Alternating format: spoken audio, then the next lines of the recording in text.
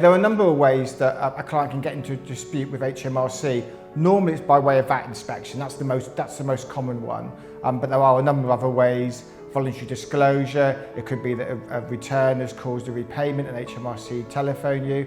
So there's a whole host of ways of a dispute happening. I think the key thing is that at that stage, the game's not over, that there's a number of options open to a client to deal with that VAT inspection, to deal with that dispute with HMRC. Yeah, a lot of people worry about HMRC and when they make a decision. A big government organisation, you think they're going to be right, but actually, if you disagree with a decision that they make, there's lots of different ways that you can continue the conversation with them. You can speak to the officer and ask them to reconsider their own decision. If you run out of room there and they stick to their guns, you can go for an independent review. That's effectively another officer reviewing the decision.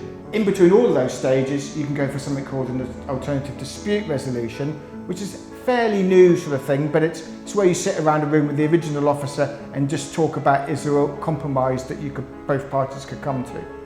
I think the key here is that if you do get into a dispute with HMRC, don't rush through the stages and don't give up, because there's always scope for some sort of agreement further down the line. So we do know the processes and the ways of review inside and out. What we would do to begin with is we'd actually look at the case and see what the merits of the case are. There's not a great deal of point clients spending money on a case that can't be won. But alternatively, if there is a good case, then we want to make sure that we get the right decision. We've done a number of cases, a number of tribunals, most of which we've actually won. And in some cases, we've actually changed the way HMRC approach some areas of VAT. So we've got some really good success in this area. What we'll do is we'll work closely with a client and guide them through every step of the way on a dispute. Obviously, always trying to make sure that the dispute is resolved as soon as possible. Tribunal is clearly a last resort, but it isn't something that you necessarily should be shied away from, because it is a way of resolving that type of dispute.